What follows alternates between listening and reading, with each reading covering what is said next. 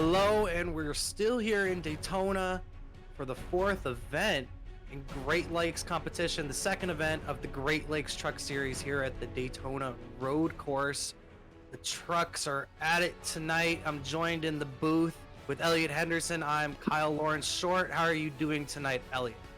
I'm doing great, man. I think we're going to see some fantastic road course racing tonight, and I already know of a few names that I think I'd like to keep close to the pocket that may be able to win this one.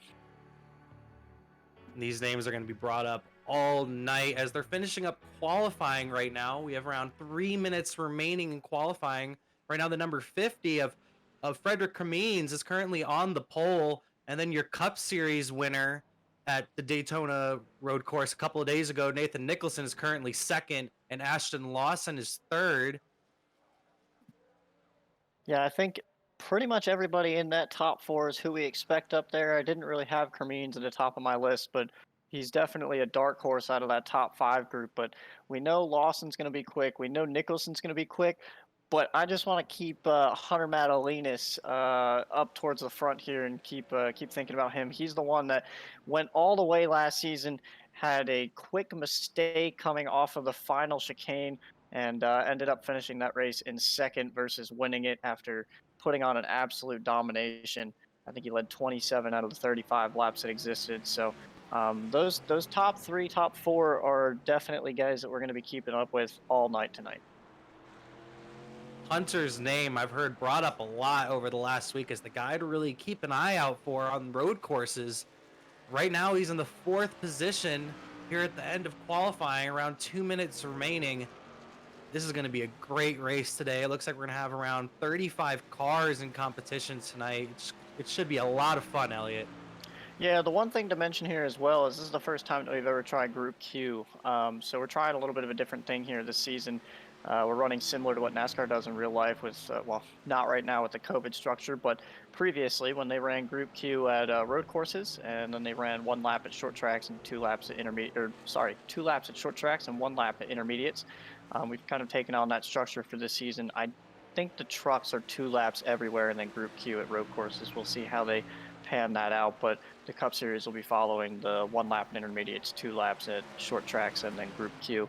It was a lot of fun with the Cup Series when I ran. It was stressful. I didn't get a lap in until 20 seconds left in the session, so it takes a lot. You need to spread yourself out, and it adds a little bit of a new element. But while I was talking about that, Nathan Nicholson went to the top of the boards. I believe he's about a tenth up, 2/10 up on Frederick Cremines. So we expected Nathan to be fast, and he is immediately putting his name at the top of the boards in queue, saying, "You know what? I'm showing up again. I won the Cup race. I'm gonna get out here and win this truck race." Nathan flexing his muscles here late in qualifying. Also, while you were talking, Daniel Nanny jumped up to fourth. Good qualifying lap from him. Don't really know too much about Daniel, but I've heard he's really strong here on the road courses. Yeah, Daniel is your season 1 Cup Series champion. Won that out towards the end of the season. He ran incredibly well at Sonoma in the Cup Series until he started, we were all driving really hard in that one, and his tires probably wore out before everybody else's, and he started to fall back. But he started out, I don't know he started on pole, but he started up towards the front and led a good portion of that race at the beginning. So definitely a great driver in this league, one of the top guys. We'll see how he pans out throughout this event. Should be really interesting as qualifying time has run out. The drivers that are on the track can finish their laps. We're going to see if Nathan Nicholson in the 15 can hold on to the pole and keep up that momentum on these road courses. Yeah, it looks like we do have Ashton and Nanny both out there. They could become spoilers to Nicholson's plot of trying to earn the pole position here. Other drivers still on track include William Barbagelata, Jordan Gonzalez, Kevin Watler. I believe Hunter Brittle might still be out there as well. Dave Nestor and Anderson Bowen, all trying to have a better lap than what they've currently got on the boards. And Nanny coming around 3 and 4 right now in the number 30. Seeing if he can maybe up his lap one more time, maybe jump from fourth to the pole. Coming around those turtles, hits the turtle a little bit. Might slow him down. I don't know if this is going to be quick enough to improve his lap time. Oh, it looks like lap time didn't even count. At one point, he might have went off track. And as I was talking, Nathan Nicholson has disconnected from the server. Hopefully, he can get back in before we go green. Yeah, internet connection issue there, but he luckily with this format, because of the runoff period, he's got another minute and a half plus the minute and a half to 2 minutes of grid time. So 3 minutes should be plenty of time for him to get back in the session. But we'll have to wait and see how quickly he can reconnect. Looking on the track to see if any other drivers are trying to finish their lap. And Gavin Fitzgerald looks to be finishing up his lap in the number 14 machine. 159.7, ninth on the boards. What a lap. That very reminiscent of what I did in the truck race a little while ago, a few days ago, when I ended up qualifying 8th at the last possible second. So great job to Gavin. Puts himself in the top 10. He was complaining about Group Q, but I think him having a top 10 starting spot is going to be pretty beneficial here. A lot of drivers were talking about that group qualifying in the chat. They were not happy with it. Me personally, up here in the booth, I enjoy it. I get to watch these guys qualify and maybe even a little bit of bumping. Yeah, I think the Group Q just lends to a little bit more strategy, and you may get guys that can put down a quick lap and other guys that may struggle throughout the Q session. Like, I've always liked where that came from with F1 and how it didn't always just give the fastest guys the immediate, jump at starting at the front. I think with stock car racing, because you have fenders and bumpers that you can use a little bit, you can be a little bit more aggressive than you can in F1. So we'll see. Nicholson has reconnected. No idea if he's going to be able to grid in time though. And Nathan back into the server. Have around a minute and a half before these guys take off. I would like to mention today's cameras for the broadcast are brought to you by Track Cams for Gourmets. For more information on how you can create a custom camera for iRacing, visit trackcams22.com. I am just twisting my words. Still very early in the week, being a Tuesday. So we've got the Porsche pace car on track, and out of all the people to take times, we have 32 entries. Matthew Durr did not put a time down in qualifying, and Marshall Harris has disconnected from the session and is currently not here. So it looks like we'll be starting with 31 drivers on track, and Matthew Durr is going to start it from the back with no qualifying time put down. Nathan still has not gridded up our pole sitter. Still has a little bit of time, probably just getting ready. Yeah, he probably had to recheck his settings there. With this being a fixed setup race, there's only so much you can do. So that steering offset and your steering ratio and brake bias and all that is very important, especially brake bias here being a road course. So probably just taking a little bit of an extra second to look that stuff over, but he's running out of time pretty quickly. Yeah, with only around 20 seconds left for gridding. If he doesn't grid, Ashton Lawson will lead him to the green flag in the number 24, as he is qualified third. Nathan might just give himself a challenge because he was really strong the other night in the Cup Series. Maybe try to come from the back to win this thing as time has expired. Ashton Lawson looks to be the new pole sitter, as you will. Yeah, unfortunately, that's going to mess up our grid order when we go through now. Wait, I have been corrected. Cremines controls the start, it sounds like. Yeah, that's what it seems like. I believe Cremines is basically going to have lane choice, and Ashton is going to have to make his way around them now. And it sounds like Cremines is going to get lane choice. Very interesting call here. Cremines is going to take the inside.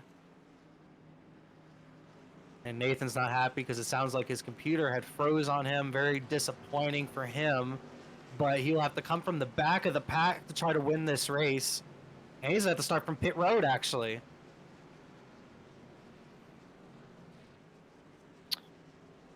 Doesn't look like they're going to extend a lap here, so it looks like we're going green from the start. Sorry for not getting through your starting order, but If you want to start going through that now, Kyle, we can maybe get through a little bit of it. Well, now on the pole you have Frederick Cremines, and on the outside you have Ashton Lawson. And then right behind them are going to be Hunter Madalinas and Daniel Nanny.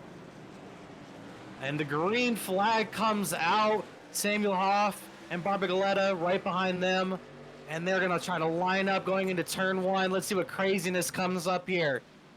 That benefited Frederick. He's able to drive out. Ashton needs to drive in hard on the outside. He missed the corner. And he's going to drop back. I believe someone else missed a corner back there. I think it's Michael Sensi, winner at Daytona. He's going to drop back as well. Yeah, the turn left machine turned right in turn one right there, Elliott. Michael Sensi went a little bit overdrove turn one just a little bit and lost the spot. Got a lot of checkups back here. Jordan Gonzalez got off the corner a little bit loose, but up at the front, it's who was that just went off? I believe it's Hunter Madalinas down in the grass. He gets it collected. That's Ashton Lawson. Sorry, yep. Ashton Lawson in the 24 goes off track, but he's able to keep himself in the 4th position. A couple big mistakes from Ashton there, unfortunately, but he didn't lose a ton of time there. He'll be able to gain it back. So up front, you've got Frederick Cremines, Hunter Madalinas, and Daniel Nanny running in that top 3 spots. You're talking about Gavin Fitzgerald in his qualifying effort. Our broadcast partner putting pressure on Samuel Hoff in the 17. Coming into the bus stop. Let's see if Gavin can maybe stick it in there. Nope, not quite. Hoff's going to hold him off for now. He definitely thought about it, but you can see what that does to Gavin's exit through the bus stop. He's going to have all types of pressure from behind with Steve McLean. And Hunter Madalinas has jumped into the race lead as Cremines looked like he had a really bad bus stop. I only caught the end of it. It was really slow going through 3 and 4 as his teammate puts pressure on him. Daniel Nanny in the number 30 and Lawson right behind him. Insane battles going on. You've got Gavin staying ahead of McLean there going through that bus stop or that chicane coming back onto the front stretch. And Frederick and Nanny are still battling it out for second, but it looks like Frederick got the better of that battle. Oh, bad incident in the NASCAR bus stop. And going backwards on the track, that is not safe. Oh my gosh. That was scary. There's no number on the car, so I can't tell whose car that is right now. It looks like Michael Levine and Jordan Gonzalez were involved in that. I think Jordan got hit through that bus stop. We've got other contact really quick. Brandon Nofel just missed the second corner there. But I believe what happened was Jordan got hit in the corner and got spun around. Michael Levine missed it, went through that chicane to just avoid it, and just when he got through it, Jordan's truck was at the other end of it, had nowhere to go, and drove into him. That'll kill Michael's night. And Ashton Lawson looks like he's off track again. Oh my God. Fritz. I think I got cars mixed up. That's Briar Fritz right there in the 77. Sorry about that. He went off through the, oh, I'm going to miss all these corners. I believe that's the, you know what? We're not even going to try to say it. It was the second to last chicane through that infield, though, right before you get back onto the main track. He went off there. He's missing part of his rear spoiler now. He's back to about 15th, 16th spot. Well, for all of you Ashton Lawson fans, he's still in 4th place. He's safe. If anyone was concerned, he is safe.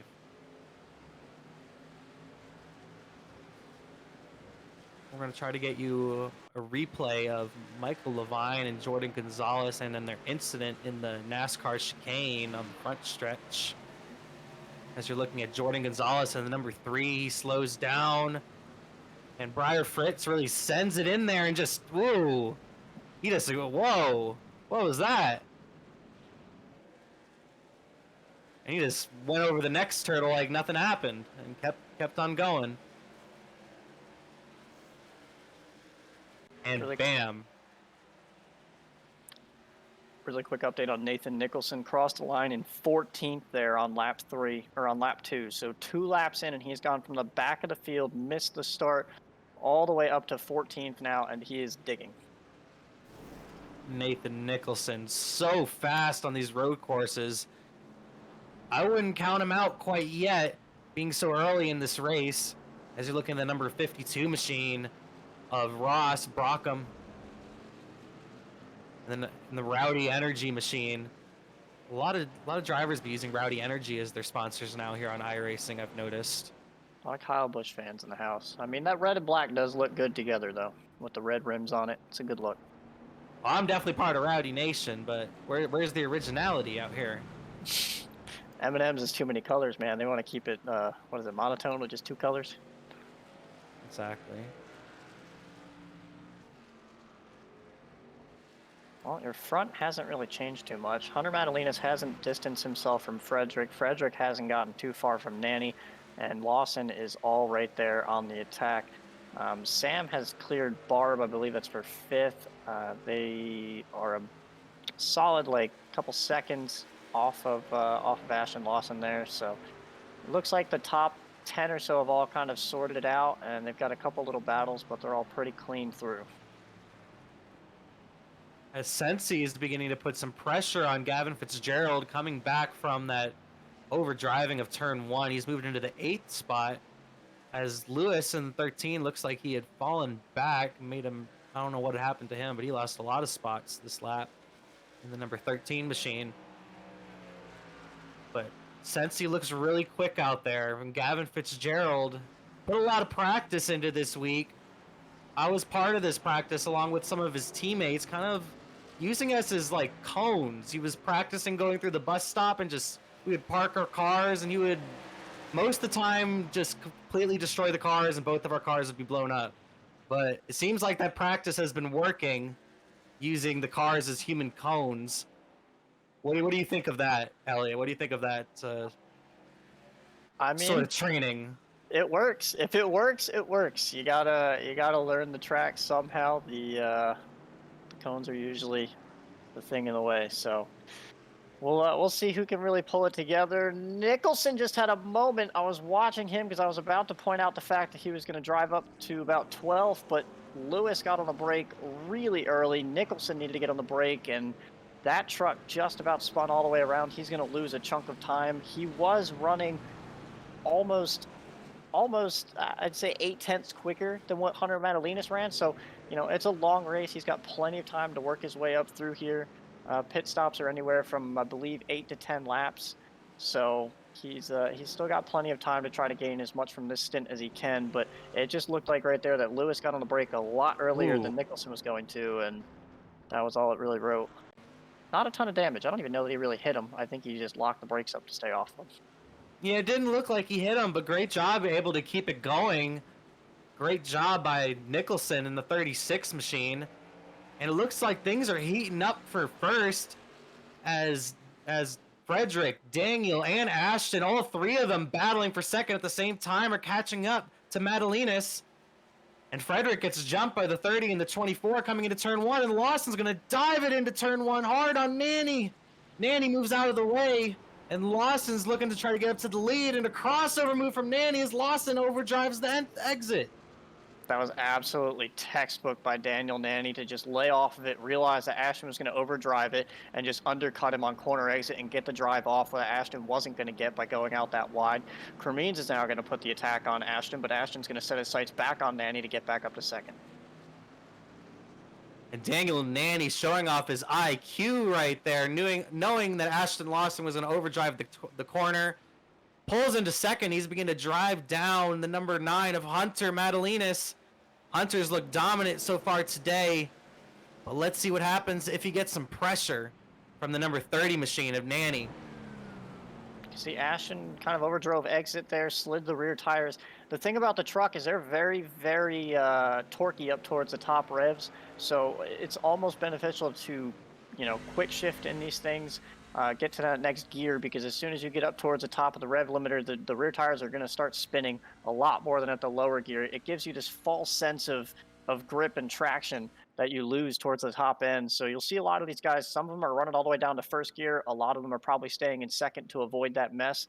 But to get off the corner is about as stressful as trying to get into it and trying to make sure that you can keep that truck under you and not let the rear tires spin out. Because the more you kill those rear tires, the less grip you're going to have as the run goes on, and everybody knows that that's just going to make worse lap times. Me personally, my exit speed for corners is horrible because I refuse to go into first gear because I spin it out every time in a stock car. I cannot drive a stock car or a truck on a road course. And any of you that can and does it well, I'm very impressed. Ashton Lawson is still somewhat under attack from Cremines. It doesn't look like Ashton drives the truck in as hard as other people, except for turn one, obviously. But it looks like he's just got that general speed and focus to get off the corner as well as anybody else. But the man putting on the show that we saw last season when we were here is Hunter Madalinas, and he has not let anybody really come near him since he's taken the lead. Nanny's running equal, if not better, lap times. I believe Ashton ran about a second slower, but Nanny ran about a tenth quicker than Hunter on that last lap. So it's not like Hunter has the speed to drive away here, but right now they're all just kind of sitting, waiting for this run to end and hit pit road and get some fresh rubber on those trucks. Nicholson back in traffic around a tenth slower than these guys, making moves with Eric Kepf and Lewis Waddell, looking to get himself into the top 10 as he's currently in the 11th position. He's catching back up to Lewis in the same spot that he ended up making contact with him in.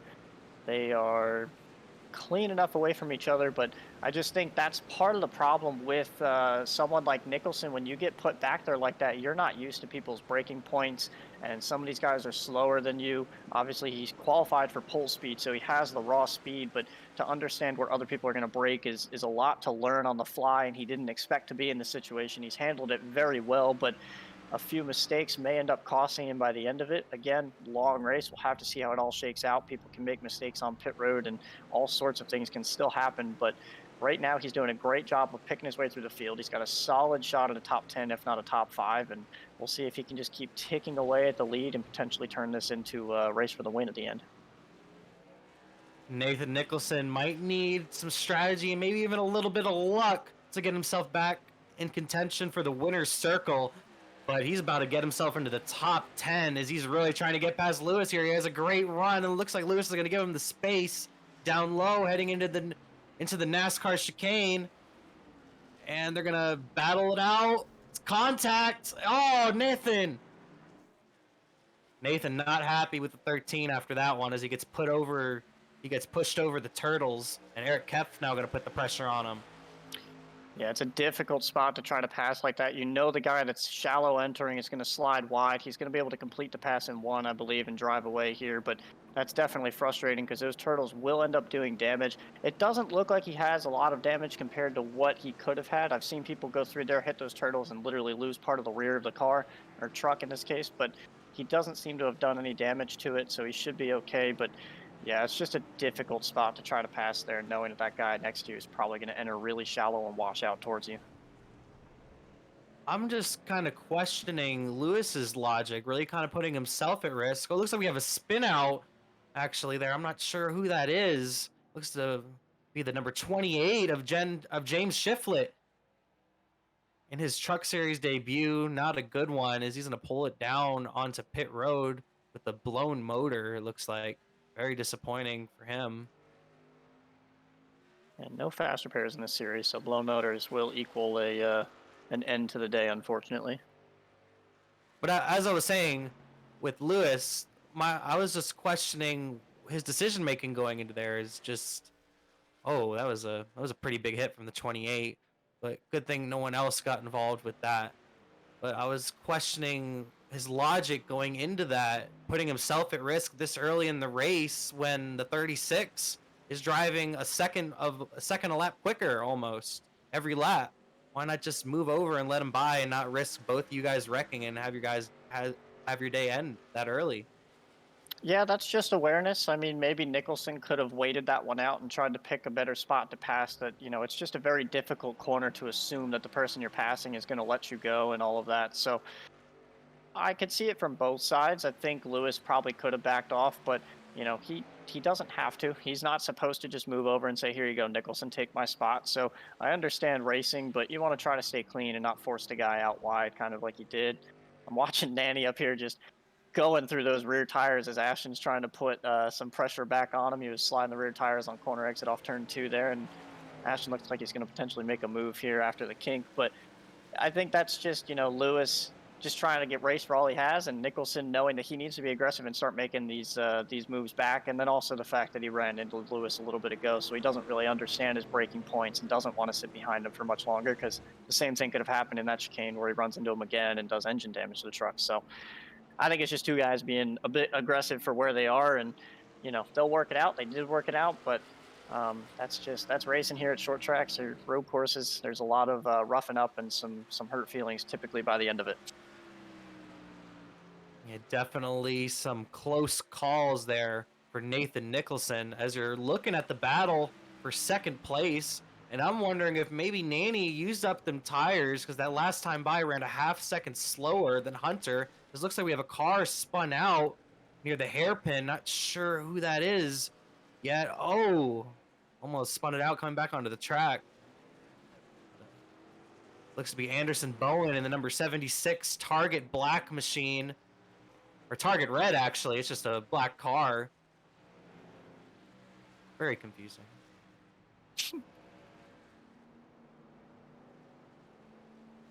Daniel Nanny still getting that pressure from Lawson. As I was saying, I think he might have used up them tires trying to get up to Hunter. He's just really struggling right now. Looking at the Paddy engineering machine of Samuel Hoff. This broadcast is also They just leader, second place, spun around. Daniel Nanny and Ashton Lawson. And Nanny gets back going, still in second, battling his teammate. Oh my gosh, that was insane as Ashton Lawson just completely freaking sent it. I think he just straight up missed the corner. I don't really. He hit the brakes so late, and brake bias wise, the rear end just kicked out. It caught Nanny. I don't think either of them are too bad off damage wise, but I mean that was Hunter's brake right there. He can just smooth sail. He's got probably a 3 or 4 second lead now, and there's just no worry in the world from him. I don't really know what Ashton was trying to do. Really questionable from Ashton Lawson. Ashton Lawson, who was in the session with me and Gavin Fitzgerald, called himself Mr. Miyagi from teaching Gavin Fitzgerald his ways around a road course. But I don't know what was so Mr. Miyagi about that. He just kind of spun himself out and sent it in there and took himself out and Nanny and probably ruined the chance at either one of them winning this race unless we get a caution or something happens with our race leader. Yeah, I generally, I don't see anybody bringing out a yellow anytime soon. Sam Hoff is pitting, so there is our start to pit road. I believe it's going to be this lap and next lap. I don't think they can go too much further. I'm assuming they're all going to pretty much stretch this as far as possible. So it'll be interesting to see what pit stops bring, but wow, that, again, a gift from the gods for Hunter Madalinas, or a gift from Ashton Lawson to Hunter Madalinas, because he no longer has anything to worry about, and Hunter's going to hit pit road here as well. Race leader Hunter Madalina is going to come in, make his first stop of the day. Been looking really fast all day, but he needs to make sure he has a good stop here and doesn't make any mistakes, because that's how he gets the number 50, the number 30, the number 24 back in this race. Is if he makes a mistake, as all your leaders are going to come on pit road. Breyer Fritz has stayed out. I believe he had pitted a lap before, as well as Jordan Gonzalez, but it doesn't look like anybody's going to try to. Doesn't look like anybody's going to try to stay out, lead a lap. They're all just going to follow each other down pit road. Nanny looked like he spun out in pit road. I don't know what happened there. Reverse it here. He got turned by Ashton Lawson. And Nanny and Lawson, this is... Yep, he just gets... Yeah, Lawson just completely runs him over. I don't know what Lawson is doing. And then he goes through his pit box. I don't know what the heck Lawson's doing right now. If I were Daniel Nanny, I would be really pissed off, to be honest. Well, you got to wonder how much damage the 24 has now. I mean, does he have engine damage from that? Because that was directly in the middle of the front end. These trucks aren't exactly the most durable thing on iRacing. He might be hurting for some top end speed. it's not going to be a huge deal throughout most of the track, but if it comes down to a late race pass and you're trying to make that position, you're not going to have the straightaway speed. I mean, they're hitting almost 185 miles an hour before they get to the bus stop, and probably close to the 160, 170 range before they get down to turn one. So it's definitely going to be hard for him to try to maintain any type of ground on these long straightaways. We'll see what his top speed looks like going in the bus stop compared to someone like Sam Hoff, who now comes out right behind him. But Daniel Nanny, unfortunately, is going to be the one with the most to lose from that, and he will not have a shot at the win at this point. Ashton Lawson's nose looks pretty good to me. It's not just tough, it says it right there on the hood. It's built for tough. That thing is still moving as he's going to hang on to his position for now. As it looks like he still has some straightaway speed in the number 24 machine. But like you said, I really feel for Daniel Nanny.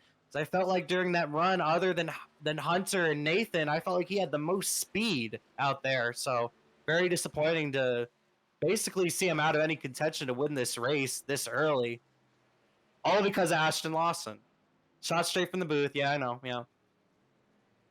Yeah, I mean, that's the only way you can really call it. Going into turn one, he overdrove, and then going onto pit road, I'm guessing he didn't realize that Nanny's box was in front of him, or he expected Nanny to cut across his nose a lot sooner to get to his box. There's obviously a lot of things that both drivers could have done there to avoid that, but that's also the issue. Pitting the first time and being behind people that started in front or behind you, is their box going to come up sooner, and if you're not 100% aware, you could easily run them over on pit road.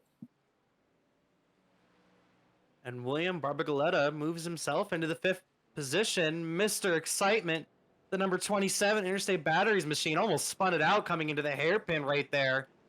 Very close call for the 27. Really just getting after it on them fresh tires, trying to make up some time. Believe Hunter's catching some lap traffic here with Briar Fritz, Brian Mayhew. He's cleared both of them now, but had a bit of a moment there when Brian went off track through that infield section. Yeah, Briar Fritz has been struggling all race. Seen him off track multiple times back there in the 28th position. Struggling. As you're looking at the number 77 machine. Oh, and there he goes again. Live on camera. Briar Fritz, and he's gone. Where'd he go? He's a magician. And magic.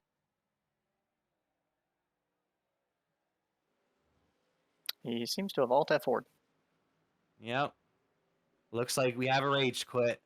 He has said that that's the end of his day and that he is down for the count. He hit the wall head on, so that was enough to probably do some major engine damage and ruin his day, unfortunately. Nathan Nicholson is also in the background, moved himself into the 8th position, currently around 24 seconds behind our race leader, but he is driving down Michael Sensi and Gavin Fitzgerald, and you see a spin-off right there. And that's number 48 of Delgado. Delgado going to pull himself back onto the racetrack after spinning out, coming out of the hairpin right there. And the Walmart machine. Yeah, Matt Daniels just had a moment. Yep. He spun through the bus stop there, unfortunately, just trying to, I believe he was behind Chris Huerta or Chuck Kleinhagen. Promise I'll get some of these names right.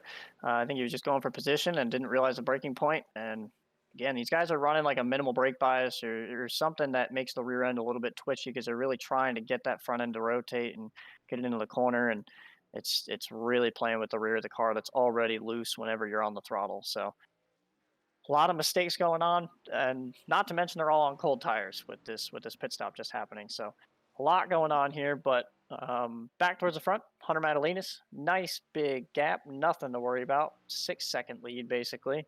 Ashton Lawson in 3rd, Samuel Hoff in 4th, and William Barbagalata up in 5th. You have to commend Samuel Hoff right now. With the problems with the leaders, he's really taken advantage of that. He's moved into the 4th position. He's putting pressure on the number 24 of Ashton Lawson, who does have a little bit of damage. Not sure if it's really affecting him that much. Looks like his straightaway speed is okay. Maybe affecting the handling a little bit with that right side damage.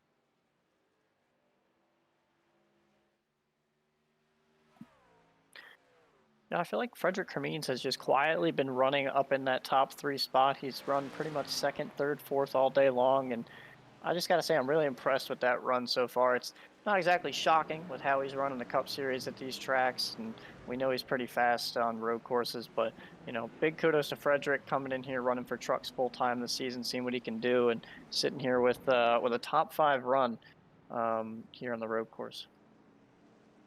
Yeah, last time by, Cremines ran 2/10 quicker than our race leader. So not quite over yet for him, as we'll have at least one more pit stop here today. Gotta wonder if that strategy is really going to come into play, as no strategy really came into play on that first stop, as everyone just came down at the same time. Once Hunter came in, everyone followed. And I know it's obviously early in the season. This is race 2, but your points leader coming in here, Michael Sensi, running a very quality 7th place right now. So not going to lose too much ground to too many drivers out here. As Nicholson passes him in the 36. There he goes. Yeah. Yeah, we stopped talking about Nicholson for 2 laps, and here he is making moves up inside the top 10, closing in on that top 5. He's not too far back out now, but he's still got a long way to make up. 24 seconds at this point. It is going to be an uphill battle for sure. We need to put a fin on top of that car. Snap.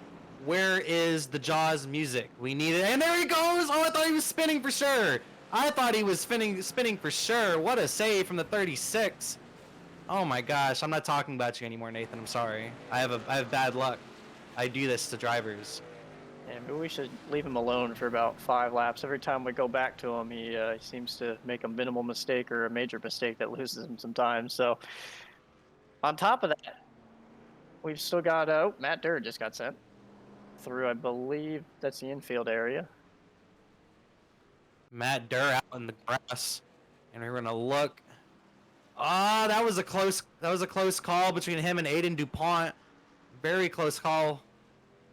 Aiden apologized. I think Matt just didn't know how close he was, and they were just trying to give each other room. It's a tough area to try to drive through, coming off of turn 1 there, how the track kind of S's through there, and just a little bit of contact sends Matt Durr flying, which kind of hurts him. I mean, he started last. Remember that he started back there with Nicholson, so to be +9, about 23rd now. I mean, he was running about 19th, 20th, so that's a little frustrating to lose about 8 spots out of that, but he was having a solid run previously.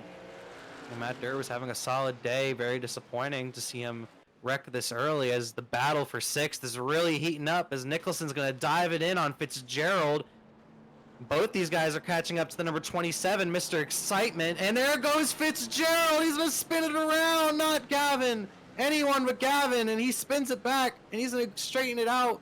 He's going to keep himself in the top 10.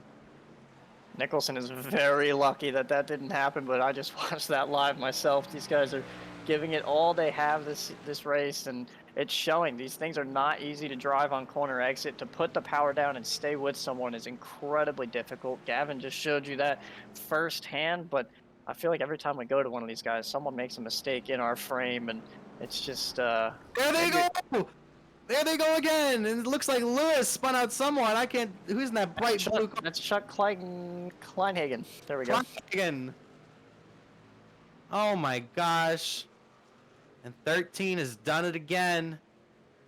Really sends it in there, it looked like, on him. Yeah, Jordan Gonzalez getting all out of shape coming out of the infield. Gathers it back up, loses a good chunk of time though, going way down, almost into the grass. Oh, it sounded like we might. Oh, just kind of looks like it might have been an intentional incident from Lewis. I'm not sure. It looks like he kind of shoves him off, and then Lewis didn't really like it, and I'm not really sure why he turned the guy out of it, but yeah, there was plenty of room to the bottom. Chuck ran about as wide as he could, so. Nathan Nicholson trying to get into the top 5. He's putting pressure on the number 27, Mr. Excitement. And Nathan's going to send it in turn 1. Barb said he'd give it to him, then stayed in front of him, but he'll end up giving it up here, and Nicholson and Barb are both going to have to work their way through this traffic right in front of them. That's Dave Nestor and Adolfo Delgado. Nestor just went through the grass, and he's going to get out of the way. It's not exactly what either of these guys want to see, trying to run for about 5th spot, but they should be able to make their way through pretty cleanly. questionable by Nestor. Moved right out of Nathan's way, but then just really came all the way to the door of Mr. Excitement right there. And he's gonna, looks like he's gonna cut down right in front of Sensi. Very questionable from Nestor. Ooh, William gets loose coming into the next turn. Yeah, I think these guys are trying to clear these lap cars since he gets around Nestor, but yeah, Nestor racing very hard right there. Sensi now going to get past Adolfo Delgado. Trying to come back from his earlier incident, struggling in the number 48 car with handling. Meanwhile, Ashton has lost a ton of time to Frederick now. He's pretty much been even with Sam, who's still running in fourth. And Frederick just can't seem to gain a whole lot on Hunter, who's consistently lapping anywhere from a half a second to a full second quicker than Frederick. I mean, it's not even really close at this point. I don't know if it's mistakes that Frederick's making or if his tires are just worn out at this point, but Hunter is the class of the field, outlapping literally everybody on track. I mean, Nicholson's the next closest with Frederick, both running 2 flats, but still not very close to what Hunter's pace is. I think Nicholson is definitely the biggest contender for Hunter. If I'm Nicholson, I'm taking everything that's inside that car and I'm throwing it out the window. Everything. I want debris on the track. I want a caution flag right now. Because if Nathan gets up there in second place, I think he can take this win from Hunter because he has a lot of speed. And the only reason I think he's driving slower right now because he is just whipping that car, driving that car so hard, trying to get as many spots as he can. Problem is he's still losing time. I mean, he's at least the last time by, Ashton ran a 126, Nicholson ran a 109, but Hunter's still running flat 47s. I mean, he's running at least a half a second quicker than Nicholson and 0.6 quicker than Ashton. So Nicholson's not making up any time back here, and that's the unfortunate side. We're halfway through this, but he's still consistently losing time, 26 seconds now behind Hunter Madalinas. He's still gaining on Frederick, but I just don't think you can make up that 26-second gap with less than 26 laps left. He's not making enough of a dent. He's going to have to try to undercut and see what that does through a pit stop. Definitely very disappointing. Nathan Nicholson started on the pole. If you missed it earlier, Nathan Nicholson started on the pole and had some internet issues and was able to get back into the server on time, but wasn't able to grid in time because then his computer froze. So his computer, his internet, nothing wanted to agree with him at the beginning of this race, and he started dead last, and he's driven himself up to the top 5. Very impressive run from the 36 machine. There's always an opportunity for mistakes to happen, though. We've seen it from Ashton and Nanny alone. So there's never a chance where you're completely out of it, but we'll have to see if Nicholson can continue to march down towards Hunter. Worst case scenario, he potentially comes away with a top 2, top 3 finish here, but back up front, Hunter Madalinas been the class of the field all night. Definitely can't ignore that fact. He's driven away from anybody even close, and now sees a nice 10-second, 11-second gap over Frederick Cremines, and is just literally coasting at this point. Just gonna try to get to the end of this one as we get closer to the halfway mark. Yeah, if I'm Hunter, I just completely back it down because no one's even near him. Just don't want to risk going off track and risk a mistake, because if you make a big mistake, Frederick's going to be right there and then number 50, and he showed that he has speed. I don't think he's faster than Hunter, but he's fast enough to put some pressure on Hunter for at least a few laps. Yeah, last season I raced hand in hand with Hunter for the end of this one, and you can go back and watch it on OSRN on YouTube. It was an exciting event. Hunter unfortunately made a mistake in that last chicane and spun himself coming onto the front stretch. But just to point out, I mean, we had a 16-second lead on third place, and it's no surprise that I see Hunter doing the same thing tonight, just absolutely driving away from anybody else in the field. And at this point, he's going to have much more than a 16-second lead. And I think when it's all said and done, we'll see what those gaps are. But right now, if he just stays nice and clean, he's going to see himself through here. Yes, as he has a little less than 20 laps to go. He has around a 10-second lead on Frederick Cremines. And once again, I would like to say that our cameras today are brought to you by Track Cams for Gourmets. If you want to get yourself some custom cameras, just go to trackcams22.com. That's once again Track Cams for Gourmets. And also the Great Lakes Truck Series is brought to you by Butt Kicker. here on twitch.tv, Split Second Broadcasting, and Patty Engineering, also a sponsor of the series. Yeah, the Truck Series, mainly sponsored by Patty Engineering. Cup Series, sponsored by Butt Kicker. It's hard to remember. It's all under the same banner, Butt Kicker and Patty Engineering. But Patty Engineering on that Sam Hoff machine. So really solid performance for him tonight. Running P4 currently, has a shot at P3 over Ashton Lawson. Not really losing too much time either. I mean, he's been sitting pretty even, about 3 seconds behind him. So we'll see how close he can get there, as Nicholson has cleared Barber Gelato. So Nicholson is, oh, what am I looking at? Someone switched spots and I just confused myself, or Nicholson's been running fifth this whole time and I just didn't realize it. Oh, he's been running fifth this whole time. You didn't realize it. Okay. Yeah, he passed William a couple laps ago, that bright green car about a mile behind him. Telemetry might be a little bit off here because it just showed a couple spots moving around right behind him, but he's making gains on Sam, but Sam has comfortably been sitting in the top 5. Sam coming from a lot of road course background, so no surprise to see him running top 5. He usually just doesn't really seem to have the luck in these races. Either gets taken out or put off track or something, but it's good to see him run clean for at least half this race so far. He's still got another half to go. There's always mistakes that can be made, but Sam usually pretty smart in his driving style. We'll see him try to finish this one out, maybe get himself a top 5 to further boost himself in the points this season. And the second round of stops has started as the number 63 of Eric Kep looks to be the first taker on pit road. As we're gonna get, it looks like we're probably gonna have at least one. We're gonna have at least one more stop, I think, after this one. With these guys only making around 9 to 10 laps on fuel, it looks like. Yeah, I just heard Sam say he's going to pit. I'm going to go up and watch and see if Hunter decides to hit pit road. Hunter hit pit road the exact same time Sam did last time. Nicholson did not short pit any of these guys, so that's And Hunter's on pit road. He is. Our race leader of Hunter Madalinas is on pit road, been looking really dominant all race long.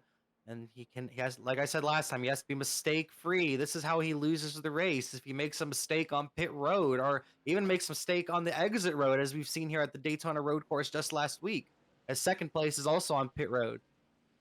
Yeah, with the gap he has, I mean, he can afford to lose seconds, literally, which is usually not something that you can say about racing in general. So he just needs to keep it nice and clean. And, you know, if it means undercutting a corner and going a little bit slower, like off of pit road here, that's just what you got to do. You got to keep it clean. You got to finish this one through. And it looks like he gets off of pit road exit pretty clean here. Didn't hit the wall, didn't do anything, didn't put a tire wrong. And he'll get going again and try to get back in that rhythm. All I know is when Frederick just left his box, he knocked over a green cone. How dare he? Yeah, these guys are brutal to those cones. It's pretty mean. Cones have lives too. I always hit that blue cone. People don't like it when you do it, but I always hit that blue cone. It's like tradition. Nicholson looks like he potentially made some time up on Sam on pit road there as well. It's the other thing with these pit stops being completely random. There's points where, you know, you may be a couple tenths slower than another guy on pit road just based off of where you are. So it's interesting to see that change every so often. We got Michael Levine back on track as well. He's currently in front of Hunter Madalinas. I think he's come back out to try to gain some spots, get some valuable points, considering his last lap was 36 minutes long. Maybe he did a full engine repair and has come back out with a clean engine. We'll have to debrief with him after the race, but interesting to see him back out on track. No quit, just trying to get some extra spots from these guys that have left the race. Michael Levine back on track, 15 laps down in his machine. Gonna try to get a couple of spots, snag some points after his incident earlier, as you're currently once again looking at a race leader of Hunter Madalinas. Looking really strong today. Really wish that Nathan didn't have the issues he had, because I feel like this would be a great race right now. But Nathan Nicholson putting a lot of pressure on Samuel Hoff now, as he's around a little less than a half second behind the 17, and not too far in front of the 17 is the number 24 of Ashton Lawson, who has around a second and a half gap between him and Hoff. Yeah, I'm still impressed that Ashton was able to stay up there without any issues. We're going to see if Nicholson wants to go for this pass in the chicane here on Sam. It looks like he's going to think better of it, but I'm impressed that that Ashton's been able to stay up there and run in that third spot as long as he has. I really thought that that damage and everything that happened between him and Nanny would hurt him, but it doesn't look like it's affected him at all, as Sam's going to pull over and let Nicholson go here for fourth. That's bold, but want to protect that top five. Don't want to put yourself in any type of jeopardy with getting run over into a corner. So again, Sam playing the smart card here, realizes he's got a really solid top five. He's got a nice 9-second gap over William Barbagelata. So no need to force anything. Let that guy go. Get your top five and just keep moseying along. Smart move from Hoff. Nicholson clearly the quicker car right now, trying to get himself maybe to a second place finish today, trying to get himself to the number 50 of Frederick Cremines, as Hunter is just way out in front. Hunter's 23 seconds right now in front of Nathan Nicholson. Nathan Nicholson has a lot of time to make up. And also just to update you on Daniel Nanny. Daniel Nanny currently running in the 14th position. Still very disappointed about that number 30 truck just getting his day completely ruined by the number 24 of Ashton Lawson. It's Ashton Lawson overdrove in turn number 1 earlier and then hit him in pit road. Just a lot of damage to that number 30 machine. He was on pit road for a while getting repairs. Yeah, he still had a solid chance at about a top 10. I think he still does. He's within about 5 seconds of 10th, 11th place. So he's got a shot at it, but definitely not where he thought he'd be finishing. Again, he's going for a title this year, coming off a Cup Series championship. He wants to be the first Great Lakes driver to win both the Truck Series and Cup Series championships. No one's done that yet, and that's what he's going for this season. Adolfo seems to have had an issue in turn 1. That was shown up on the stream, so he is continuing it again. Yeah, a lot of speed from Nanny here today. Other than Nicholson and Madalinas, I really felt like he had the most speed. So definitely very disappointed to see him have the damage that he has. And hopefully he can get himself back into the top 10. Currently, like I said, currently running in the 14th position. Yeah, again, for that championship, these finishes matter. You want to get as much points as possible. There are playoffs and everything, so you have a little bit to lean back on, but you want to try to get as many points as you can in each one of these races. Not sure what happened to Steve McLean's nose right there. His nose is just completely gone. Don't know what happened to him.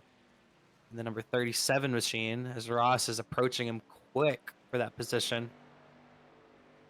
Ross actually peels onto pit road, actually.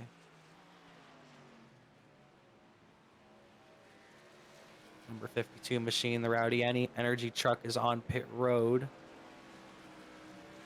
And a lot of these guys looking ahead possibly to that third and final pit stop.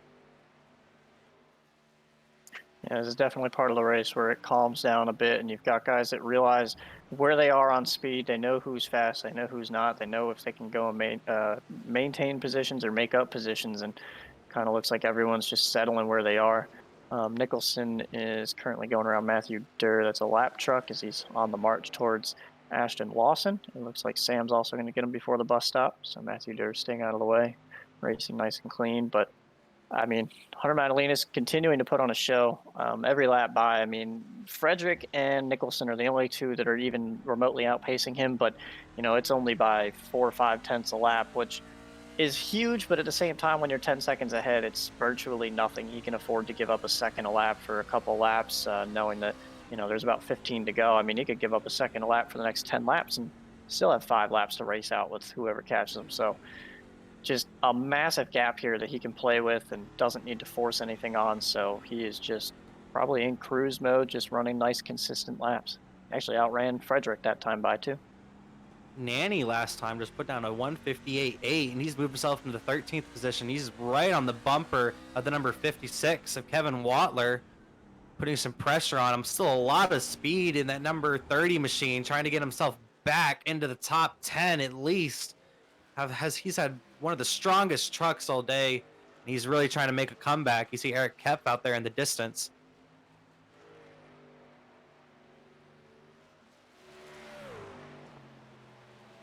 Number 63 of Eric Kep has had a very good run today, surprisingly. Been running up in the top 10 most of the day.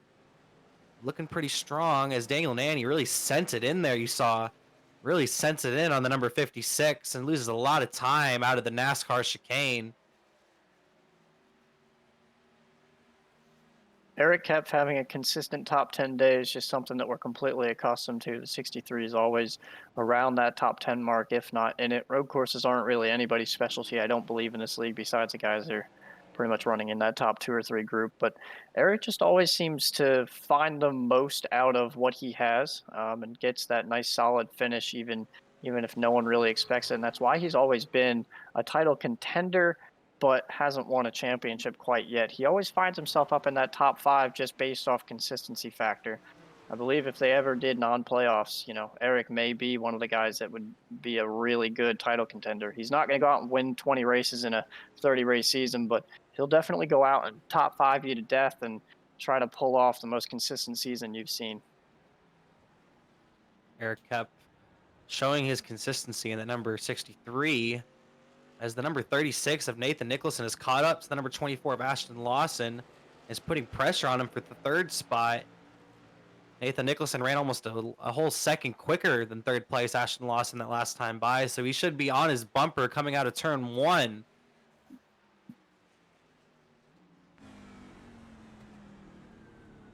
I guess the frustrating thing by the end of it for Nicholson is, I believe a little while ago I was saying he was 26 seconds back, and now he finds himself just 22 seconds back. So, I mean, he has taken chunks and chunks and chunks out of that lead, but it's just not going to be enough. In the meantime, Frederick Kamines was outpacing Hunter, and then this past time by, Hunter put out about a 3-second quicker lap. I don't know if Frederick maybe got into some traffic or made a slight mistake somewhere, but again, Hunter just very, very nice and cleanly putting down consistent laps to maintain that gap that he has, and it hasn't really fallen under 10 seconds since we've been talking about it. Sorry to interrupt you there, but it looks like Matt Durr's around again in the number 41 machine. Looks like he might have turned it around coming out of the hairpin. Don't know if he got help or not, but he continues on as his day continues to struggle throughout this day. As you see him here, we're gonna get a replay here. Looks like he's all by himself coming into the hairpin here. I think he's just gonna whip it around, it looks like. Yep, he just whips it around, just getting to the gas too quickly in the number 41 machine. But he continues on. He's, I think, 1 lap down right now in the number 41 machine. Trying to maybe get some spots before this day's over. Nicholson's finding just how hard it is to pass these guys up in the top 5. Sam didn't put up a fight. Barb didn't really put up much of a fight, but I'll tell you who will put up a fight, and it's the guy he's next to right now. Ashton Lawson is not going to give him an inch. He may actually let him clear him going into the chicane here, realizing, hey, this guy came from the back. Oh, he runs him over! Okay, this guy, I don't know what he's doing. I'm sorry, I left my cool a little bit there, but what is he doing? What is going through Ashton Lawson's mind right now? Wow. He has completely ruined Nathan Nicholson any chance at him getting a top 5. He ruined Daniel Nanny's day. Mr. Miyagi. Nope. Nicholson has left a server upon impact, and Ashton Lawson has hit pit road. It was noted today that Ashton was going to switch from cup points to truck points, and this is not a good way to start that out.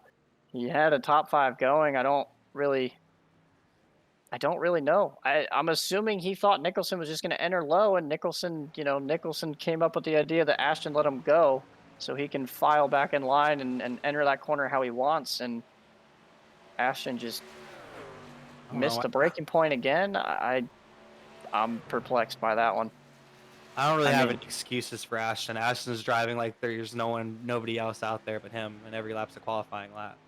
Yeah, I mean, Nicholson had him cleared by at least a car length or 2, and it looked like Ashton was just laying back to let him up in line and just get through that last chicane, and now it's all gone negative for both Nicholson and Ashton Lawson.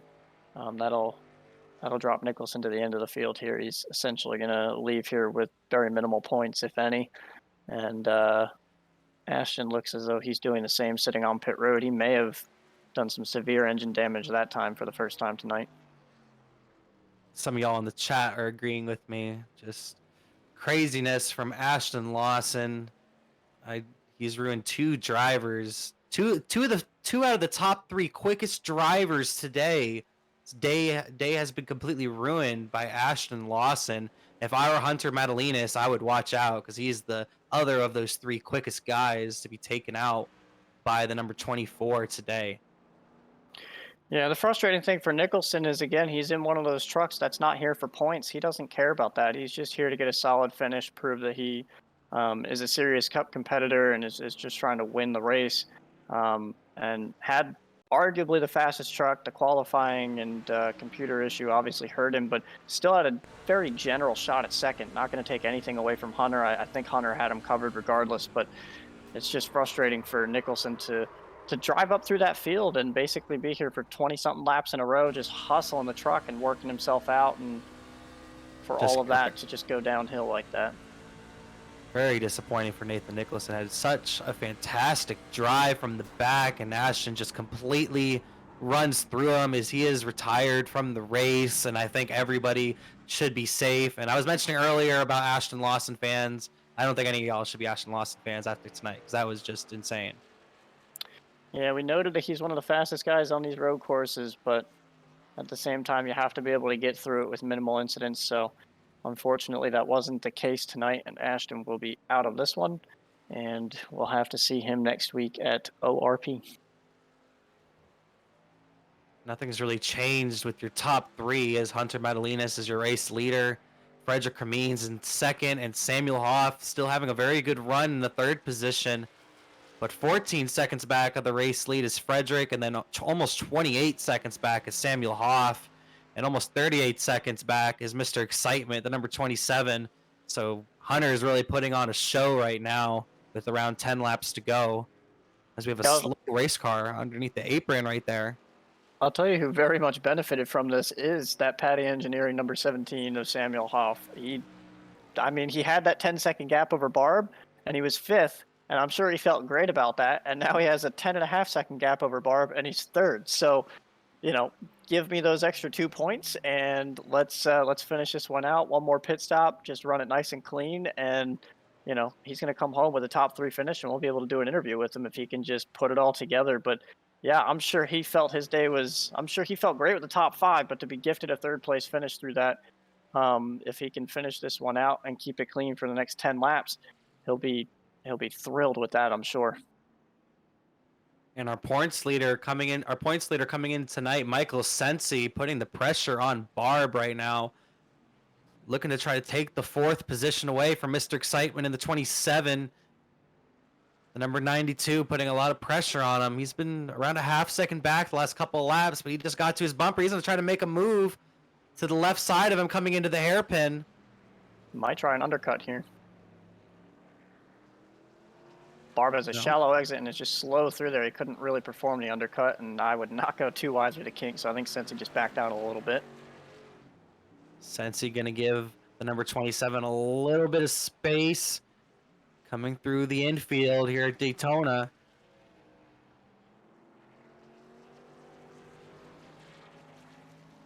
Very good battle here. Sensi keeping it clean, just waiting for the right moment to try to make a move on the number 27.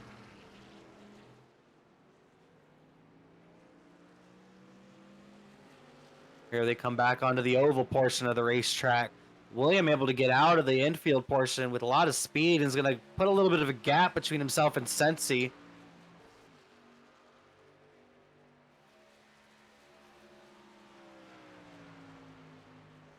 Something else to note, Daniel Nanny up to 8th now. So we figured he was the one that was the worst off out of all of that, and it turns out that out of the fastest guys, he might still benefit pretty well with, I don't know that he can get back to the top 5, but a top 10 after the unfortunate circumstance that he's run into on 2 different accounts is pretty good here, even with that damage and everything that's gone on with him tonight. Looks like the 46 might be around again. He's been struggling a lot tonight. Number 46 of Michael Levine. Brian Mayhew off the track. He's able to gather it up, it looks like, right in front of the number 37 of Steve McLean. McLean not too far in front of Nanny. That's Nanny's next target is McLean with a lot of nose damage to that 37, running considerably slower lap times than the number 30 of Daniel Nanny. Ran around a second and a half slower than Daniel Nanny last time by. So Nanny should be to his bumper pretty soon. Yeah, we haven't talked too much about C, but he's put in a very clean race tonight. You remember how fast he was at Daytona, ended up getting wrecked out in one of those massive wrecks that happened. So comes in here mired back in points, just wants a decent point stay, and seventh is going to be a good turnaround for him with how much he's been through tonight as well. You could just see the damage on that truck and how virtually destroyed that thing is. How it's still going and running seventh is beyond me, but if he can put that thing in the top 10 and finish this one out, that'll be a good way to get out of old Florida here and head up towards Indianapolis for next week. I don't know how credible the source is, but Christopher Heller in the chat is saying that Ashton might have done that Nathan Nicholson incident on purpose, possibly. And that would be just insane, and I wouldn't want to see him next week if that was the case, because that's ridiculous. Nicholson had the fastest car. Yeah, I'm not really sure what he gains from that either. I mean, he ultimately killed his own race too. So, if you're gonna switch to truck points and try to gain points, I don't really know what you're trying to do. I believe we've had Shane Nicewanger in the wall after having his solid run coming off of pit road. Yeah, Shane Nicewanger, we haven't really talked about him all day, but he's been running around the top 10 all day long. A lot of speed in that machine, as you're going to see him exit pit road here. Gets a little in the grass, a little loose, and just hit the wall pretty hard to the right side. Got some pretty good damage there, but shouldn't affect him that much, it being a road course. But we'll see if that affects him on the straightaways. Adolfo Delgado locks up in the final chicane. He's going to do a nice little U-turn back here as Gavin goes by and gets out of there. Gavin hits pit road as well. Number 14, our broadcast partner, Gavin Fitzgerald, having a great run today after almost wrecking it bad earlier, was able to gather it up, and he's been running in the top 10 all day, really trying to get himself into the top 5 as Sensi and Mr. Excitement, William Barbagaletta. How do you say his last name? I keep on messing it up. The number 27. Barba Gelada. Barbagelata. I think like Jello shots or I don't know what it is. Something like that. Barba Gelada. Jello. Oh, and the number 56. He had a great day going. The number 56 of Kevin Watler has spun it around in the NASCAR chicane as he's going to spin it back around and get back going.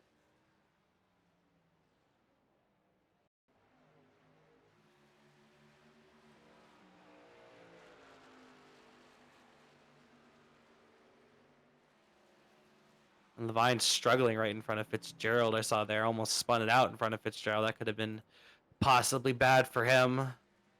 As you're watching the replay of the number 56 spinning it around in the NASCAR chicane. Hard hit to the wall.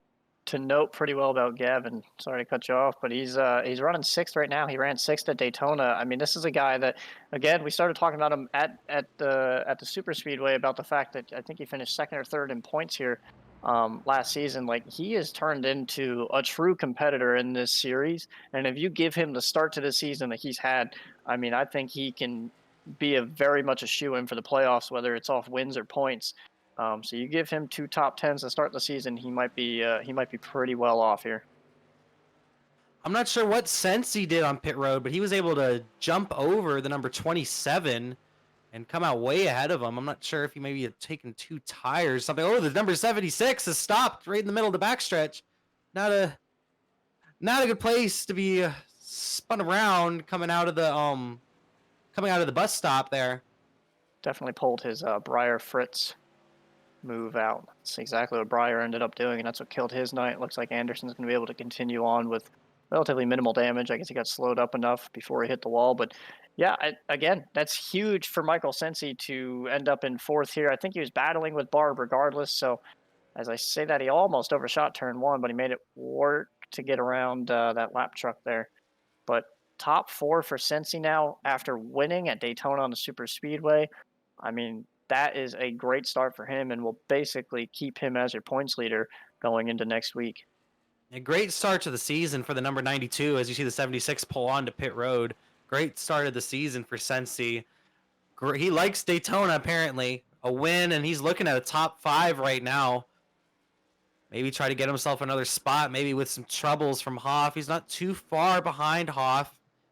wouldn't be out of the question that he can maybe drive him down. Yeah, I think Sensi would really like to not leave Florida. I think he's wishing that maybe Homestead was the next race on the schedule here because this has treated him very nicely between last week and this week. But alas, we're going to go to a short track next. So 3 different types of tracks to start the season off, and then we go to Homestead. So back to Florida with an intermediate track. But we'll see how he finishes this one out and see if maybe he can get to Sam Hoff, get himself a nice top 3, get interviewed for the 2nd week in a row. But the top 3 at this point have just been stellar. I mean, Frederick's 20 seconds ahead of Sam at this point. Hunter's another 33 seconds ahead of Sam. I mean, those guys are just gone. Sam has put in enough work to maintain this spot and just run 3rd, which is incredibly perfect for him. Very nice. Up 3 spots from where he started. And then Sensi just with that top 5. I mean, I think there's a lot to note here after this one with points of how this is all going to start to shake out as we go into the rest of the season, because there's a lot of guys up here that we expected to finish up front, like Ashton Lawson and Daniel Nanny, that are going for points here that aren't going to get those finishes that they wanted to start the season out. Daniel Nanny's in that 8th position, but you were talking about Samuel Hoff. Samuel Hoff's looked really strong all day, has been really consistent, just kept his car clean, and has gained spots because of it in that Paddy Engineering machine. Paddy Engineering being the series sponsor here of the Great Lakes Truck Series. Samuel Hoff just looking really good today. Really impressed with his performance. Another quick shout out, still running in the top 10. I don't think we mentioned his name all night, is Shane Neiswanger, just passed Eric Kepf, I believe, a couple laps ago. He's up 12 spots. He's one of your biggest movers besides Matthew Deere, who obviously started from last place without a qualifying lap in. So Shane's moved up 12 spots tonight, has kept it pretty clean aside from that wall contact that we just saw off of pit road. But to run top 10 after coming off a 3rd place finish at Daytona, that'll put him in a really good spot as well, because a lot of those guys that finished top 5 aren't really performing tonight. They've been caught up in some issues, or they're just not up there anymore. That's Ross Brockman comes in 2nd in points. Brandon Nefel is 4th in points. Dave Nestor 5th. Matthew Duran 8th. So a lot of these guys are going to be shuffling around a little bit, and I think that'll benefit guys like Michael Sensi, Shane Neiswanger, and Gavin Fitzgerald, and kind of propel them a little bit forward, give them some extra points going into these coming races. Gavin Fitzgerald, you mentioned him. He's competing for the championship this year. Has been not really a road course racer by any means, but has looked pretty strong today. A top 10 car, but has got a lot of spots from just keeping the car straight after almost really having disaster happen earlier. Able to come back from that and hang out in the 6th spot. Yeah, I'll be honest, I think a lot of these guys from about 3rd to 7th, looking at the boards here, have kind of benefited from, the issues that Nanny, Nicholson, and Lawson have all had. They've all been about +3 or +4, +2 based off those 2 drivers. Sensi and Barb are the only 2 that have kind of overlapped each other, to where Barb's only +2 and Sensi's +4, so they've kind of basically swapped spots themselves. But it seems like really that Nanny and Nicholson and Lawson situation has completely flipped how a lot of these guys were originally going to run. I mean, the order would probably be relatively similar to where they started, but because of those 3 being out of the race, they have a much better shot at top 5s or top 3s that they would have previously not had a shot at. So, kudos to all these guys staying in it, staying very clean through it all, and making sure that they could survive all of those moments. And with 5 laps left, we'll see who comes out in those top 5 spots. Ashton Lawson definitely threw a monkey wrench into this race, and the only one not affected by it is our race leader Hunter, who's out there sipping tea like John Gerard right now, way out in front of the field, just in his own zip code. Like he's ready for next week. I think next week is what? I think we're going to IRP next week. Yeah, I think Hunter's already ready to put this one in the truck. He's like, I already won this, guys. This has been over since like lap 5. We're good to go. So he's still got 4 laps left here to get it done. Again, mistakes can happen. Like I mentioned last season, I'm still waiting to make sure that he can cross that line, because I had an incredible battle with him until the final chicane. So anything can happen. I'm definitely just going to be aware of that. But I think with the lead that he has now and no pressure behind him, there's no reason to make any mistakes. I think Frederick's in the same boat. 22-second gap for Frederick back to Sam. Nothing to push here. Just take it nice and easy. Get your 1st, get your 2nd place finish, and get out of this road course because this I'm sure it's been somewhat fun, but it is a treacherous place for these guys to be racing on. Yeah, someone like Frederick Kamines, who I don't think he's gonna catch up to Hunter, and he has a huge gap between his gap between himself and Sam is bigger than his gap with Hunter, so he can really back it down because he should feel pretty comfortable in that second spot because he's not gonna get to Hunter, and I don't think Sam's gonna get to him unless he makes a big mistake. Yeah, I've been looking at lap times, and I think Michael Cincy might have something for Sam. It's gonna be pretty much a last lap ditch effort if he gets there, but he's been consistently about a second, if not a half a second quicker every lap. So 4 laps left. He's about 6 seconds behind.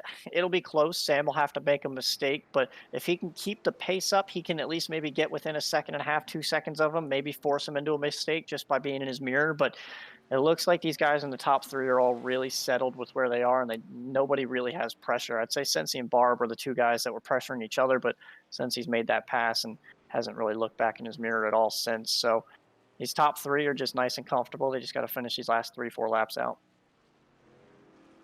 Yeah, Hoff has had a lot of speed today, and his consistency has gotten him in that position. But Sensi really making up the ground, just not sure if he's going to have quite enough time as we have 4 laps to go. We're at the Daytona road course for the second race of the season. Sensi really trying to put two straight top uh, two straight top threes, trying to put them together here in Daytona. He really likes Daytona. This is his home now.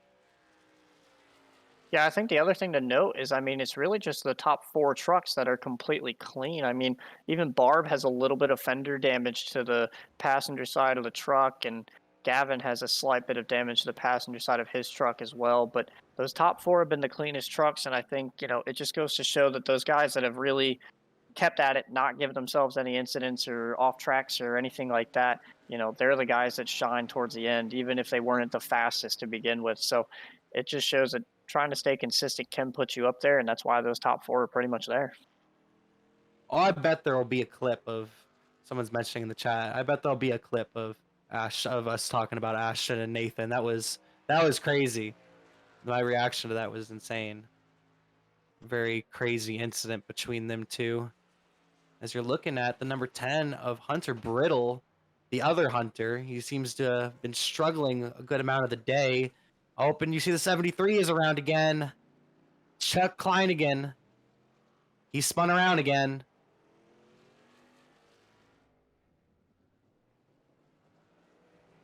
Yeah, Chuck has not had a very positive day today. I think a lot of these guys are kind of going through that, and as you get towards the end, the tires are all really worn out. These guys just want this thing to end at this point, and I mean, Chuck's just motoring there. He knows that he's not really in a great spot. He's 16th, which is definitely not terrible compared to a lot of these other guys. He's made up points. He's +2 on where he started, so anything like that is beneficial to him, but just a frustrating night for a lot of these guys starting back mired in traffic. It's a workload from the beginning of the race all the way through. I think he's been sent off a couple times and had run-ins. So he was the one that got turned by Lewis Woodall as well. So not the cleanest race. A lot of it not his own fault, but it's just where you end up through some of these road course races. There's a lot of fenders hitting fenders and nothing you can really do about it, but just continue on. It's all you really can do here at the road course. The damage is going to affect you too much, but a track like Daytona, the Daytona road course on the straightaways, that damage really, really hurts you. Hunter has a pretty clean track in front of him, as you see. Closest one to him is the number 52. It's a couple seconds out ahead of him. So he has a pretty clean track for these last 2 laps. No one really behind him either. Kind of just has his yellow brick road to the finish.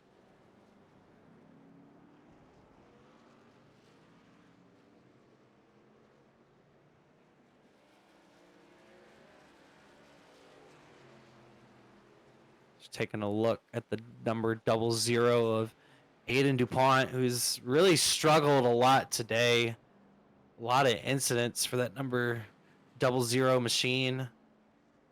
Definitely disappointing to see him. I think he's 2 laps down right now. It's difficult to see him struggling as much as he has today. think another guy we haven't talked about the team basically at all, except Nathan Nicholson is at 2511 Racing. And the guy that's probably going to come out of here maybe the most frustrating is I'm looking at the guys that have lost the most positions on the grid. Jordan Gonzalez started this race in 11th and has dropped 11 spots to 22nd. He's just been not he's had just some of the worst luck. He's been hit off the beginning of the race. That really killed him at the beginning, and he's made mistakes since, and he's got damage to the truck. It's probably not driving great for him. So between him and Matt Daniels, who's just sat in about 14th, 15th spot all night, hasn't moved up, hasn't moved down, I think both of those guys may have wished that they could have gotten a little bit more out of this race. I know at least Jordan, with where he started, felt probably better than where he's running now, especially after that first lap incident. Couldn't really rebound from that, unfortunately, and he's going to find himself back in about 20th here. But it's that's the lay of the land, I suppose. You have the guys that luck out, make it through that beginning unscathed, and can really put their mind down and focus. And then you have the guys that get turned, and they're probably making mistakes trying to make up for that lost time that you're just not going to be able to get back anytime soon. And Hunter is on the final lap of this race. He's put on a dominant performance of the number 9 machine. I would also like to point out that since he did catch Samuel Hoff by another second that last time by, but I think he's just going to run out of time as he's still a couple of seconds back of the number 17 machine. The Samuel Hoff looking to get a podium here at the Daytona Road Course in race number 2. As you're looking now at Michael Sensi, now you're going to take a look at Gavin Fitzgerald, our broadcast partner, looking to come to the white flag, currently in the 6th position. He's ran a great race in the number 14 machine. Very impressive run from Gavin Fitzgerald.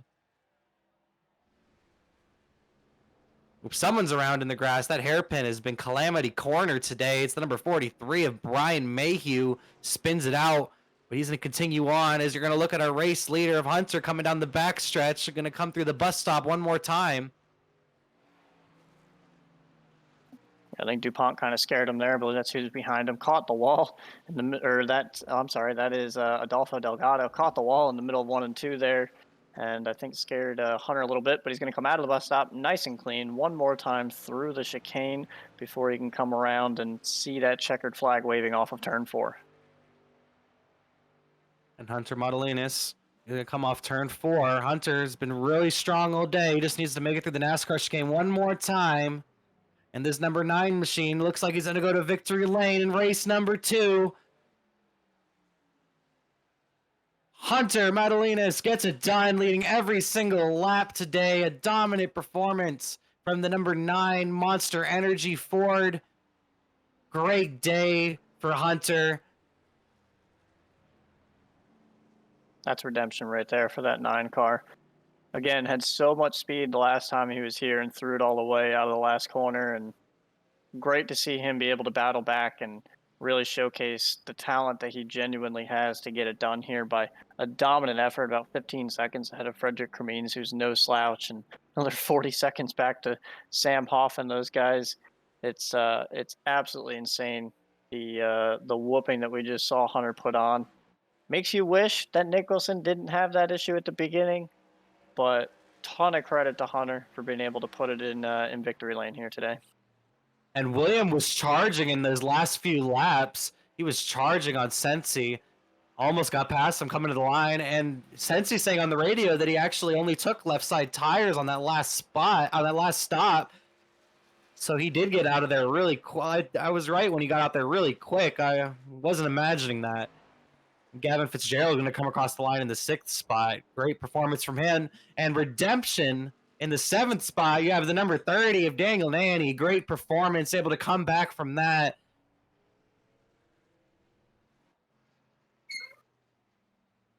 Wow. Seeing Nanny come all the way back is absolutely insane. I thought for sure that he was in a really bad spot. To see him come all the way back to a top 10 is crazy. Steve McLean able to come home 8th, and Shane Neiswanger, good performance, able to come home with the 9th place finish, and Eric Kepf going to come home 10th, and right behind him is Aaron Duclos in the number 97, and Ross not too far behind him too. He's had a pretty good day. He's going to come home in the 12th position actually.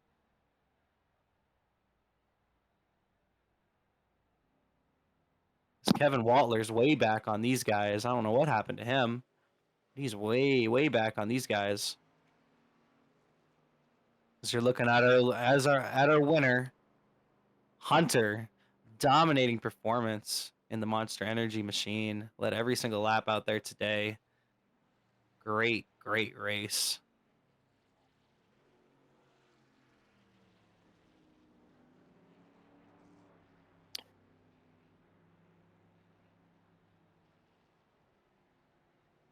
Here comes Hunter through the NASCAR chicane. We're going to wonder if we're going to see some donuts from the number 9 machine, as he really deserves it. And there he goes.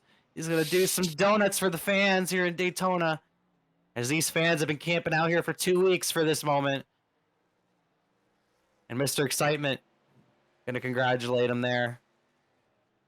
Great performance from the number 27 as well. Able to come home with the top 5. Got another lap. Probably would have gotten the 4th spot away from Sensi. Good burnout. Burn the house down. He's still going down the front stretch. Okay, stop the count. Stop the count. Phenomenal. I'm a big fan of how he did it off of the chicane like that, because that's exactly how he lost the race about a season ago. So fantastic to see him kind of put that in its place and come over here and do some traditional burnouts. Yeah, he's gonna do some more donuts. He wasn't done. I thought he was done, but he's not done. He's still burning. He's still burning it down. The flagman's staring at him from above. No, this is his first GLTS win. He's gonna definitely enjoy this one, and I mean, I think he puts himself at the top as far as one of the guys that's definitely to beat on these road courses. I can't wait to see what him, Nicholson, Lawson, and these guys end up doing at Coda later on the season. We also go to Hockenheim and Watkins Glen. So there's a lot of other road courses on this schedule that Sam put together. So it'll be exciting to see what these guys end up doing. But I think Hunter came in here to prove that he was the guy at Daytona, and he definitely proved that 100% today. Road course rigor for sure. Hunter gets the job done in dominating fashion as he pulls on pit road, and I think he's going to search for victory lane. Who's going to tell him that you can't get there? Who's going to be the one to tell him? I'm not telling him. No, I think we'll let him go try to find it anyway.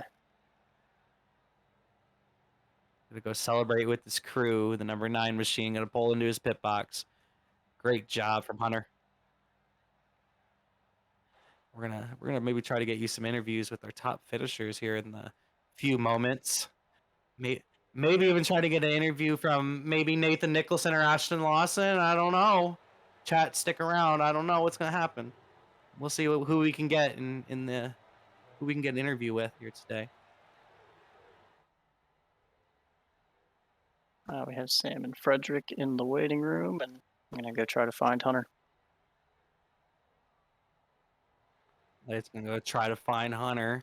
But next week, you all should join us again, as we'll be at IRP, Indianapolis Raceway Park. Should be a lot of fun at the short track, kind of more of a high lane sort of track. So that should be a lot of fun. And then Thursday we'll be with the Great Lakes Cup Series, 8 Eastern at Phoenix Raceway.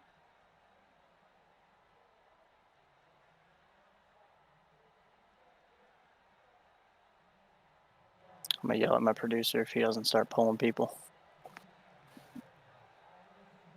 Oh, all right. Well, I will hand it to Kyle, and we'll get Sam in here. And here we are with the 3rd place finisher, Samuel Hoff. He had a great race all day, just kept it clean, kept it consistent, able to pull home a top 3 finish. I know some of these people in the chat are fans of you, Sam. Great job out there today. How'd the car feel? It was loose. It was very, very loose, especially at the end of the run. So pretty much just trying to keep the gas very feathery and not get too hard on it, because if I got too hard on it, it was going to take around, and I almost went around about 4 times in that race. So thank God I didn't. He ran a great race, had a lot of speed. I was thinking maybe on that last run that Sensi might have been able to get up there and get you, but he only took the 2 tires and beginning to fall back. What was going through your mind on those last few laps? Were you just trying to keep it clean and keep it straight? So yeah, during those last few laps, I was trying to keep it clean. Also, I have this crew chief application, which does my fuel, and he short fueled me a little bit. So I was trying to make sure I had more than enough fuel to make it on that final lap. So I was lifting early and stuff for each corner and just making sure I had enough to make it to the end. A little bit of drama that we didn't know about up here in the booth. Crew chief, stop messing up. That crew chief should be fired. Yeah, he probably should. That was That's not the heart attack I wanted for that race.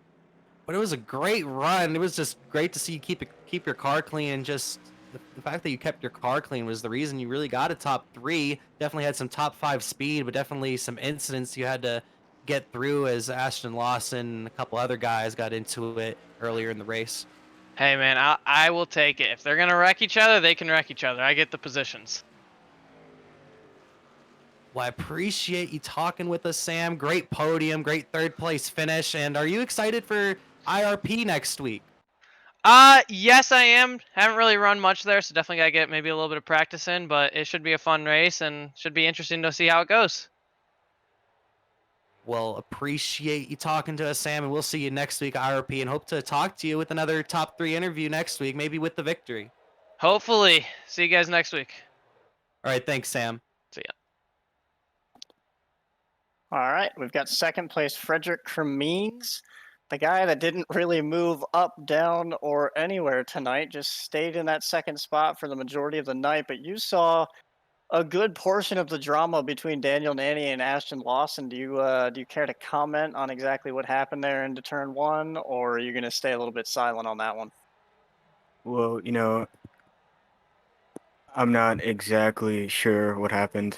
I know Daniel in Discord yelling. He was a little bit pissed off, saying Ashton wrecked him, but I can't really comment on anything. I didn't see it. But I'll look at the replay. So tell us about, what you thought with Hunter's speed. I mean, there was points where you definitely had more speed than him, but there were other points where it just felt like you guys went one by one and then evened out. Did you feel like at any point that you were going to have anything for Hunter, or did you just kind of feel like you were the second best truck at that point after all the calamity happened with Nicholson and Nanny and Lawson? I thought I may have had a chance. But dude, he had the greatest pace I've ever seen at any track. It was amazing for him. At And the then, end, I knew I was just gonna be second place.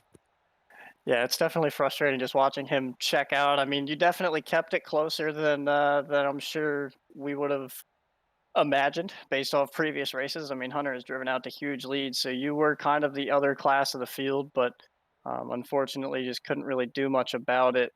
Was the truck super hard to handle? I mean, Sam was just talking about it being really loose. Was it more or less just getting up through the gears off the corner that was a struggle? Like, what do you feel like you were really missing out on pace compared to what Hunter was able to do?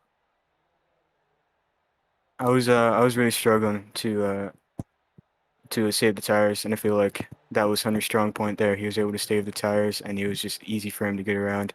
It was hard for me to break into corners, and really I was just slipping everywhere. Saving tires is very hard at this track, and handling is hard. Well, Frederick, you put on an insane show. We know that you're a great road course racer from the Cup Series at Sonoma and other tracks that you've run in the Truck Series. You're always up here towards the front. We look forward to seeing what else you can do with how many road courses are on this schedule this season, and hopefully you can go ahead and best Hunter at one of these, and maybe put on a duel with Nicholson or Nanny or one of these other guys that were running up front all night tonight. But we thank you for your efforts tonight and the great racing that you were able to put on. Do you have anybody that you want to thank tonight? Yes, I'd like to thank all Defiance team. They're really great guys. They do good teamwork, and they're really supportive. I'd like to thank well, just you guys, you and my team. You guys are great, putting up great broadcasts, and it's really enjoyable watching this. So yeah. Thanks, Frederick. We can give a shout out to Sam, though. I mean, he puts the league on. It's not all me. It's not all Jeff. We just do the broadcast work. But Sam and Eric run the Truck Series here. But Yeah, uh, of course, of course. we appreciate you, Frederick. We look forward to seeing you hopefully next week at IRP with another interview, maybe. And hopefully you can get something done next week. We'll see you then.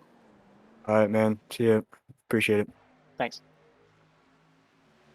And let's grab our winner.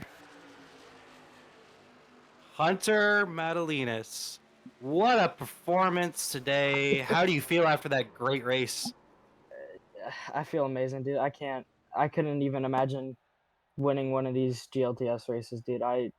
Since season 1 here, I dreamed of winning it, and kind of had that mishap last season, but was able to bounce back and take this one, and grab my first win. You just had a lot of speed. No one could really touch you. A lot of driver like Nathan Nicholson. I really wish that he was able to not have the issues that he had, because he might have been able to keep up with you. But other than him, you were at another zip code than everybody else. You were just so fast out there. Look like a blur Yeah. on my screen at times. Yeah, I would have wished Nicholson would have gotten back up there. He was driving the wheels off of it. I kept seeing him moving up the order, and I knew, like, as time went on, it was going to be harder for him to catch him. But I mean, he drove the wheels off of it. Sucks he kind of got kicked out there before the race started, because I think that would have been a good battle between. But yeah, it was an overall good race. So we saw you do a little bit of a burnout in an ode to what happened last season, and I guess last season I saw a gift. You saw a gift with, I believe it was when Nanny and Ashton made some contact, but I don't even think you needed that gift. I think you had the field covered. How does it feel to actually get it done here, genuinely? Off the bat, started fifth, didn't even have a great starting spot, but you made it work, man. Drove out to a 15-second lead and just got it done. Like, how'd the truck feel? How'd you feel on that last lap? What were the emotions there?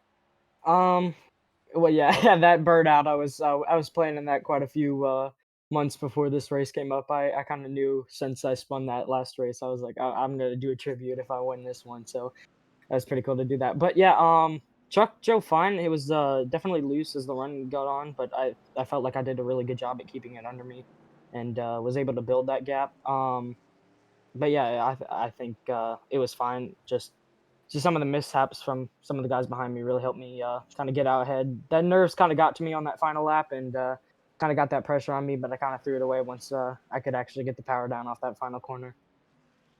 Yeah, I was gonna say 14 seconds of pressure isn't too much, and as long as you didn't mess up that last corner, I mean, you probably could have spun it again on purpose and still won that race with how far ahead you were. So, fantastic job tonight. Do you have anyone you want to thank?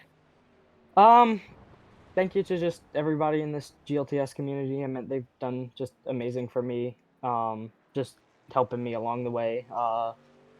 You guys for broadcasting, and my family. Hunter, I'm proud to see you win tonight after the struggle last season one. I think this is probably one of the highlight wins that'll go on for this season, and hopefully, I said the same thing to Frederick and I believe Sam and everything. But I hope you guys can continue to look forward to these road courses and put on good shows. I know Nicholson and Ashton will be fast as well, so hopefully we can get some good battles, and you won't be driving 15 seconds out on people, but hopefully you can find winner's circle a few more times too. Yeah, I definitely hope for that. Cool, perfect. Thank you. I'll let Kyle wrap up here. You have a good night, Hunter. Thank you. Hunter was here was here with us in the booth. Great performance from Hunter, and we're gonna maybe try to get you some drama. Maybe I'm not sure. I'm not sure if we're gonna be able to get maybe Ashton Lawson or Nathan Nicholson or somebody up here in the booth. Maybe even Daniel Nanny. Maybe get a pull quick Nicholson interview. and see what happens. Let's get him down here.